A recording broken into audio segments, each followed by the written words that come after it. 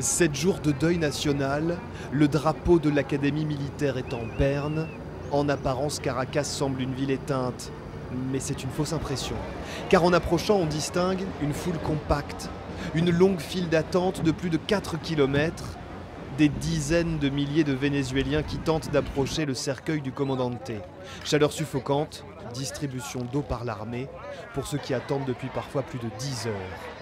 Dans le public, il y a ceux qui pleurent, mais surtout, et ils sont beaucoup plus nombreux, ceux qui sourient.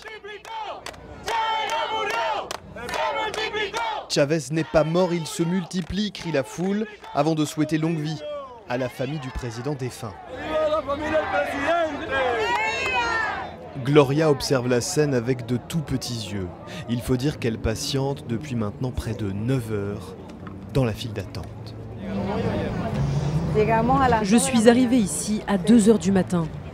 Cette mère de famille idolâtre Chavez et quand on lui demande pourquoi, elle répond en parlant de ses 10 enfants. Ils travaillent tous. J'en ai un dans le secteur de la construction, un autre est à l'université, un autre encore dans une boulangerie. Tous ont du boulot. Et leur salaire ? Je ne vais pas rentrer dans les détails, mais ils gagnent suffisamment pour bien s'en sortir. Et vous ? Et moi aussi, ça va. N'empêche que mes enfants me donnent un coup de main financier parfois. Je suis très fière de mes enfants. La foule est trop compacte, les barrières sautent. Gloria, de son côté, suit le mouvement, comme les autres. Cet employé des quartiers pauvres gagne l'équivalent de 800 € par mois. Son salaire a été augmenté de 40% sous l'ère Chavez. Avant, on n'avait pas de boulot. Avant, pour étudier, c'était la galère. On n'avait pas accès aux médicaments gratuits. Maintenant, on a accès aux soins. On a accès à l'éducation et à la santé. Santé, éducation et nourriture.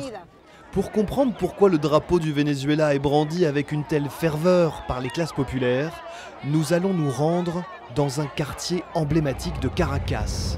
Il est niché au loin, en haut de ces montagnes qui encerclent la capitale du Venezuela. Notre guide, un membre de l'opposition, elle s'appelle Melissa et elle en veut encore à Chavez d'avoir voulu diviser pour mieux régner. Ici, il y avait déjà les inégalités. C'était pas les pauvres et les riches, juste. Non, il y avait quand même la classe moyenne. Il y avait, comme je te disais, différentes. Il y a beaucoup de stratification parmi les riches, parmi les pauvres, etc.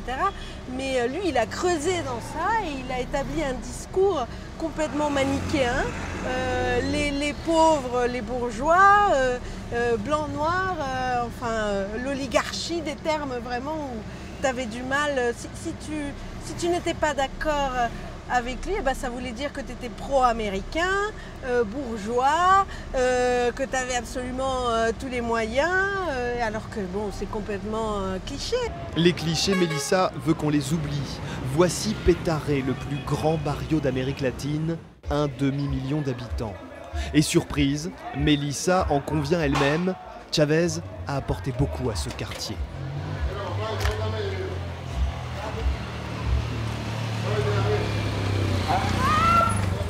Il y a beaucoup de différences à l'intérieur du barrio. Un des gros clichés, c'est que le barrio est homogène.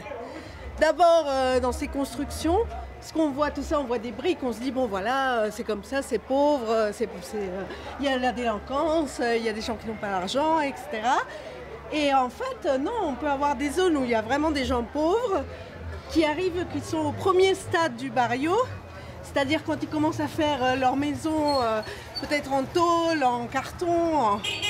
Puis ensuite, au fur et à mesure qu'ils ont l'argent, ils font la première maison en briques, jusqu'aux maisons là que vous pouvez voir, qui peuvent avoir 5 étages, quoi. Petare est un concentré social explosif. Plus on grimpe, plus la violence est intense.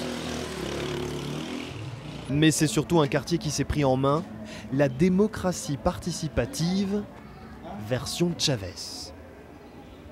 Par exemple, en ce moment, il y a le fonds de compensation territoriale, un fondo muy importante venezolano avec beaucoup d'argent du pétrole, donc, et beaucoup d'argent est destiné justement aux conseils communaux parce que le gouvernement central préfère donner l'argent directement aux organisations du peuple que donner l'argent aux mairies, par exemple. Surtout si c'est des mairies de l'opposition, c'est sûr. Oui, c'est très politique, mais c'est aussi pour ce qu'ils appellent du empowerment, non, pour que les gens participent et se sentent avoir du pouvoir. Et vraiment, ils le sentent et ils l'ont. Du pouvoir et aussi de l'argent, versé pendant des années par la municipalité pro-Chavez, ici. D'ailleurs, impossible de l'oublier, c'est écrit partout. Il suffit de rentrer dans une maison pour comprendre comment s'opère la distribution. Bueno, voy a pasar, con permiso.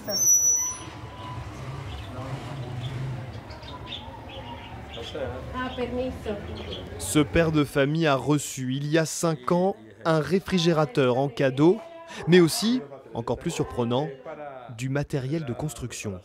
Alors forcément, quand on lui parle du Comandante, les compliments pleuvent. Il a fait beaucoup dans plein de domaines pendant 14 ans. À commencer par les plus pauvres, les agriculteurs, les pêcheurs, tous ces gens qui vivaient parfois dans la rue. Chavez a eu cette chance folle d'être assis sur un tas d'or, des réserves énergétiques massives, du pétrole bien sûr, mais aussi une électricité jusqu'à 15 fois moins chère que dans certains pays voisins, de quoi faciliter le quotidien. Chaque mois, c'est à peu près le même montant, environ 9 bolivars, l'équivalent d'1,50 €. Dans ce barrio, l'électricité est donc bon marché et le chômage n'est pas endémique. Juan a 2 jobs, épicier et employé dans une entreprise de construction. Son business tourne bien et pour Juan, c'est grâce aux 14 années de Chavez au pouvoir.